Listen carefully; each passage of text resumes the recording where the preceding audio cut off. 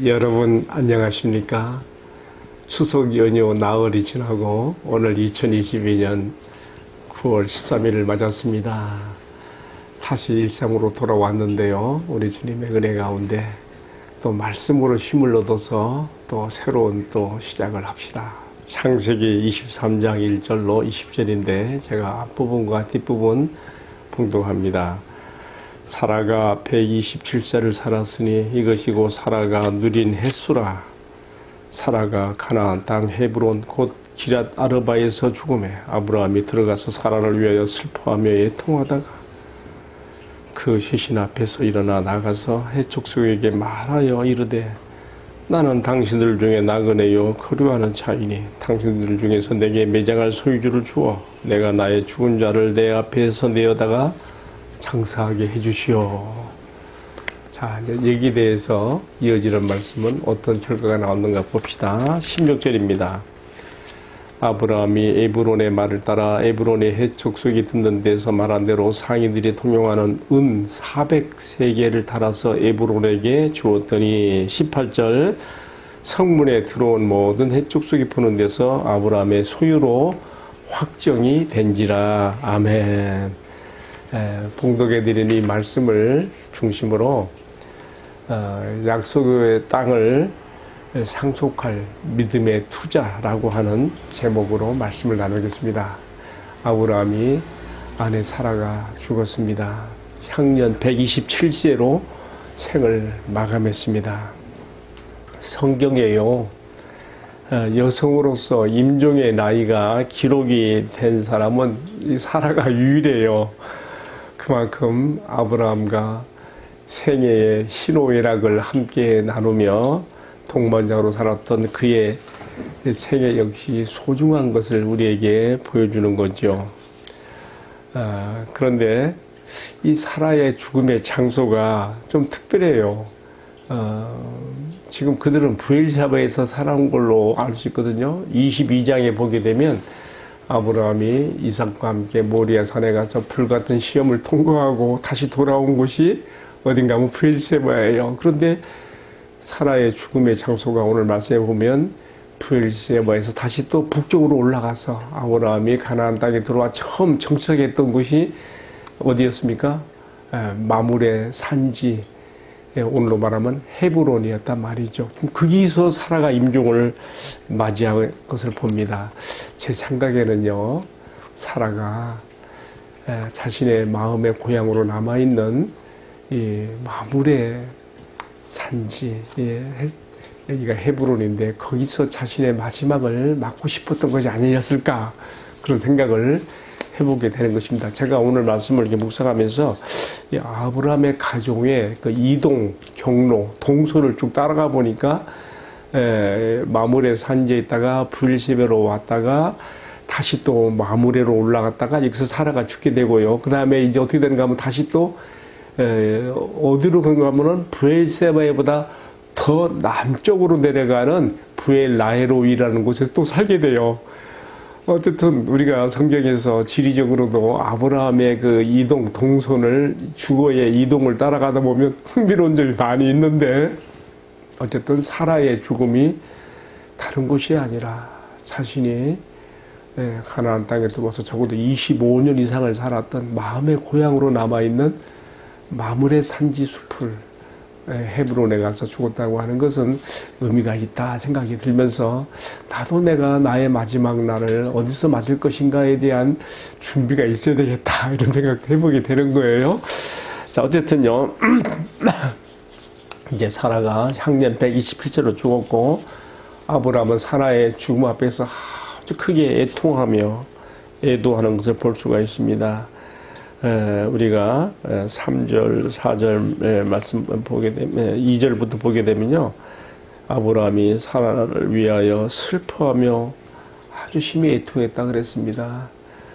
우리가 살아온, 서로의 반려자로 살아온 부부간에 누가 먼저 부름받아 갈지는 모르지만은요, 앞서간 반려자에 대해서 이게 아브라함이 사라에게 보인 것처럼 슬퍼하며 심히 애통하고 또 정중하게 A를 갖춰 매장의 장례를 치른 것을 보면서 우리에게도 이런 것이 꼭 있어야 되겠다는 것을 생각해 보게 되는 장면입니다.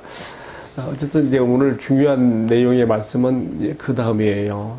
아브라함이요, 그 지역에 살고 있는 헷 족속들에게 사라를 위한 매장지를 구입하는데 여기서 여러 교훈을 주고 있어요. 첫 번째로 받는 교훈은요, 매장지를 구입하는 가운데서 이 헷 족속들이 그냥 주겠다 그래요. 당신은 우리 가운데 있는 하나님의 방백이오니, 한글 개역에서는 방백이라는 말 썼고 개역개정에서는 하나님의 지도자시니 그런 말을 썼어요. 그만큼 아브라함이 이방인들 가운데서 하나님을 경외하는 자로서 얼마나 신실하게 그는 정말 그들에게 선한 영향력을 끼치고 살았는가를 우리가 이런 말씀에서 볼 수가 있는 것이죠. 그러면서 당신에게 매장지를 그냥 주겠다고 그러는 거예요. 어떻게 보면 참 좋은 호의죠. 근데 이 속에 또 내가 보기에는 함정도 있어요. 왜냐하면 아브라함이 다시는 다른 곳으로 이사가지 말고 사라의 매장지가 있는 그곳에 그를 붙들어 두고자 하는 어떤 그런 그 지역 사람들의 의도가 숨어있지 않았을까 생각이 들기도 해요. 자, 어쨌든요, 이어지는 말씀을 보게 되면 아브라함은요, 공짜로 그 매장지를 받으려 하지 않습니다. 왜냐하면 그것이, 여러분, 세상에 공짜는 없다는 거 아시죠? 하나님이 주시는 건 다 공짜고 선물이지만 사람들 사이에는 그게 잘 없어요. 힘들어요. 사실 그들이 아브라함에게 이 매장지를 거저 주려고 하는 데는 아브라함을 자기들 가운데 거주하는 한 나그네 체류자로서 계속 붙들고 있고 싶어 하는 것이죠. 예. 자, 중요한 것은 뭐냐면 아브라함은 지금 매장지를 구입하는 이 과정에서 가나안 땅에 들어서 처음으로 값을 치르고 땅을 사는, 자기의 소유지를 갖는 첫 번째 시도를 여기서 하는 거예요. 지금까지는 지금 이때가 가나안에 들어온 지 62년이 지났어요. 아직도 하나님께서 이미 주신 자신과 후손에게 주시라는 땅으로, 가나안 땅으로 약속은 받아 있지만은요, 자기가 자기 소유라고 할 만한 것이 한 평도 없는 거예요. 이때 처음으로 값을 치르고, 기어이 값을 치르고 매장지를 사게 되는 것이죠. 이렇게 하는 것은요, 장차 자신의 후손들에게 이 땅이고 하나님께서 나와 너희들에게 주신 땅이라고 하는 것에 대한 하나의 보증을 드러내는 믿음의 표현으로서 그는 이렇게 값을 치르고 땅을 사는 것으로 우리가 이해를 하게 됩니다. 그래서 이제 우리가 후에 보게 되면 야곱의 후손들이 애굽에 내려가서 400년을 지나고 나올 때도 그들은 그 수백 년을 지난 동안에 내내 생각이 뭐예요? 아브라함이 사놓았던 땅이 있는 이 가나안을 자신들이 돌아갈 본향으로 생각하고 사는 거 아니겠습니까? 아브라함의 이 매매 행위 가운데는요, 대단한 믿음의 의의가 담겨 있다는 것을 우리가 볼 수가 있는 것이죠. 근데 이제 우리가 이어지는 말씀을 보게 되면요, 이 땅을 사는데 이 헷족속들의 본심이 드러나요. 에브로이라는 사람이 막벨라 굴의 이 매장지가 할 그 지역의 소유자인 것 같은데, 아브라함이 나는 공짜로 받지 않겠다고 해서 기어이 값을 치겠다 하니까 값을 부르는데 얼마를 불렀어요?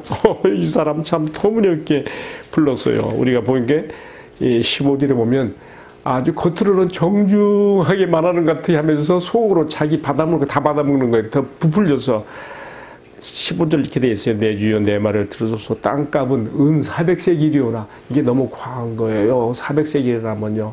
우리가 후에 사무엘하 24장 24절에 보게 되면 다윗이 성전터를 구입하기 위해서 오르난의 타작마당에서 그도 오르나도 다윗이 그냥 줄라 그랬죠.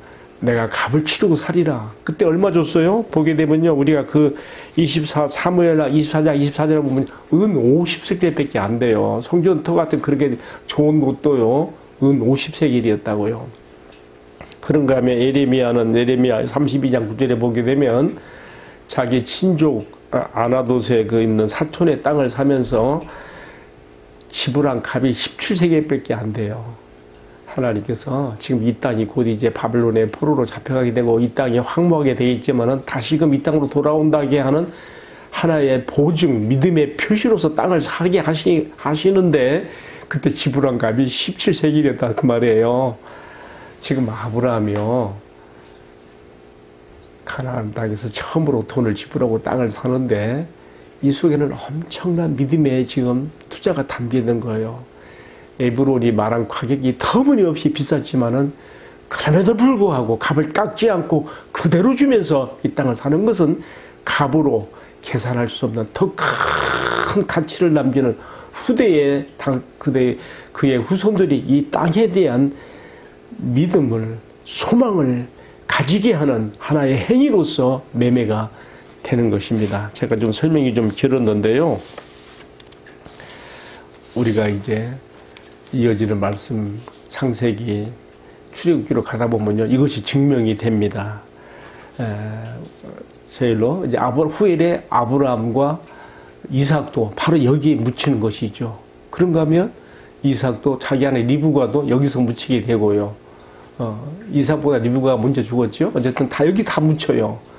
그런가 하면 야곱은 애굽에 내려가서 임종을 맞이하는데 바로 아브라함이 자기 할아버지 아브라함이 사놓은 바로 그 마물의 산지, 바로 그 막말라 동굴, 바로 거기를 지목하고 있어요. 우리가 창세기 49장 29절로 33절을 보게 되면 아브라함이 임종을 맞이하면서 뭐라 합니까? 자신의 매장지로서 바로 할아버지가 사놓은, 아브라함이 사놓은 이곳을 지적하면서 나의 뼈를 거기다가 부르라고 이렇게 말하고 있는 것입니다. 그런가 하면 야곱의 11번째 아들로서 요셉의 총리가 되었고 이스라엘이 애굽으로 들어오게 만든 다리 역할을 했던 요셉도 자기가 임종의 때에 이렇게 말해요. 그도 역시 조상들이 전해주는 믿음을 가진 사람이에요. 그러니까 뭐라 합니까? 후일에 하나님이 너희를 반드시 애굽에서 나가게 하실 터인데 너희가 출애굽할 때에 나의 뼈를 가지고 가나안으로 올라가라고 말합니다. 물론 요셉은 거기에 묻히지는 않습니다. 그는 에브라임 지파의 땅에 묻히게 되는데요. 어떤 중요한 것은요, 아브라함이 지금 해쪽 속 에브론에게 사는 그 땅이요, 후손 대대로 수백 년을 내려가면서 나의 돌아갈 본향으로서 하나님이 주신 기쁨의 땅으로, 소망의 땅으로 후손들에게 믿음을 남겨주는 행위가 되었다는 점에서 굉장히 중요한 것이죠. 여러분, 아브라함도 그래서 사라의 매장지를 구입하면서 나의 뼈를 여기서 묻고 하나님이 주신 바로 이 땅, 이 가나안이 앞으로 하나님의 구속 역사의 무대가 되고 여기서 놀라운 하나님의 역사가 이루어져 간다는 것에 대한 믿음의 비전을 바라보면서 이 매매 행위를 한 것으로 우리가 마음 깊이 받아들이게 되는 것입니다. 어제 오늘의 말씀을 내리면서요, 몇 가지 적용을 좀 해보게 됩니다. 제가 앞에서도 잠깐 언급했는데, 첫 번째로는요, 나도 언젠간 맞이할 임종의 장소로서 내가 어디서 생애의 마지막을 할 것인가를 우리가 지금부터 나이 드신 분, 물론 올 때는 순서가 있지만 갈 때는 순서가 없어요. 나도 내 영혼의 고향 같은 곳에서 내가 임종을 맞이하고 주님께 갈 수 있도록, 사라가 일부러 브엘세바에서 마물의 산지 헤브론에 가서 마지막을 맞이하는 것처럼 그러한 준비가, 나의 상징적 헤브론이 있어야 되겠다는 것을 마음에 새깁니다. 두 번째로는요, 아브라함이 제가 앞에서 누차 설명한 것처럼 값도 깎지 않고 그대로 값을 주면서 후대를 위해서 믿음의 상징성을 가질 수 있는 한 장소를 남기는 것처럼 나도 후대에게 이렇게 할 수 있어야 되겠다는 생각이 들어요. 요즘에는 매장보다는 화장이나 수목장 그런 것이 많이 선호하고 있는데요. 뭐 장례의 방식이 뭐가 됐든 좋아요. 중요한 것은 어떤 모양으로든지 아브라함처럼 믿음의 상징적인 표징을 남길 수 있으면 좋겠다, 그런 생각을 해보게 됩니다. 세 번째 적용하게 보게 되는 것은요, 아브라함이 이방인 해족들에게 아주 선한 영향력을 끼치고 사랑한 거예요. 매장지 구입 과정에서 보게 되면 해족 쪽이 아브라함에게 당신은 우리 가운데는 하나님의 방백이다, 하나님의 지도자라 한 것을 보게 되면요, 하나님 없이 살아가는 이방인들 속에서 아브라함이 하나님을 경외하는 자로서 얼마나 선한 영향력을 끼쳤는가 우리가 엿보게 되는 것이죠. 우리가 이러한 신앙과 삶을 주님 앞에 살아갈 수 있기를 그렇게 마음에 기도하게 됩니다. 다음에 네 번째는요, 아브라함이 매매 과정에서 터무니없는 가격이었지만 한 푼도 깎지 않고 그 땅을 산 것에 대한 그 젠틀한 정신이에요. 제가 근래에 우리 교회 근처에 있는 시장에서 시장 신발 가게에서 물건을 사면서 주인이 얼마라고 하는데 값을 하도 깎지 않고 그냥 말하는 그대로 샀더니요. 우선 뭐 저는 뭐 얼마나 주인이 붙여먹어 그런 거 생각하지 않고 어쨌든 달라는 대로 다 주고 샀더니요. 주인이요. 나를 달리 받는가 봐요. 뭐 굉장히 말문이 열어지고 친해지게 되고 차 한잔 하고 가시라 그러고. 그 내가 야, 전도에 참 좋은 문이 열렸구나. 어떨 때는요, 우리가 젠틀한 정신으로 이렇게 사람들과 상대하면요, 값으로 따질 수 없는 좋은 일들이 있어요. 제가 아브라함이 매장지 매입화장에서 보이는 이런 젠틀한 정신을 보면서 우리 그리스도인들이 이 세상에서 재재하게 너무 그렇게 하지 말고 정말 관대한 모습을 보여야 되겠다는 것도 생각해 보게 되는 것입니다. 자, 마지막으로 하나만 더 생각해 보는 것은요, 뭐 특별히 강조하는 점입니다.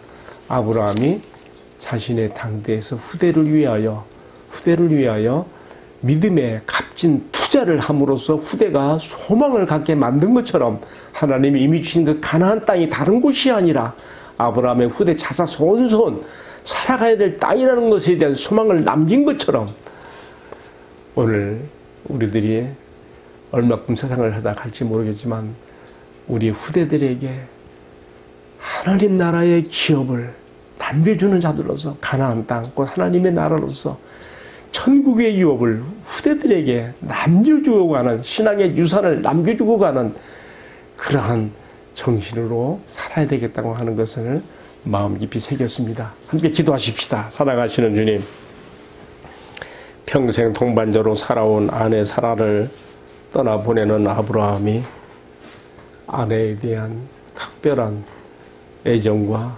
정성을 그의 장례를 통해 보인 것처럼 우리도 누가 주님 앞에 먼저 부름받아 갈지 모르지만 그렇게 할 수 있도록 은혜를 베풀어 주옵소서. 더불어서 아브라함이 주님께서 이미 약속하신 그 땅 가나안을 후손 대대들에게 믿음을 갖게 하고 소망을 갖게 하며 바라보게 하기 위해서 값비싼 투자를 아까워하자고 한 것처럼 우리도 자손들에게 후대들에게 천국의 유업을 믿음으로 소망으로 가지고 바라보게 하는 신앙의 족적을 남기고 갈 수 있도록 은총을 베풀어 주옵소서. 이 말씀을 시청하는 모든 성도들이 아브라함이 받은 그 은혜와 그가 남긴 값진 신앙의 유업을 함께 남길 수 있도록 축복해 주옵소서. 이 모든 말씀을 우리들의 존귀하신 주님 예수 그리스도의 이름으로 기도하옵나이다. 아멘. 예, 마쳤습니다. 감사합니다.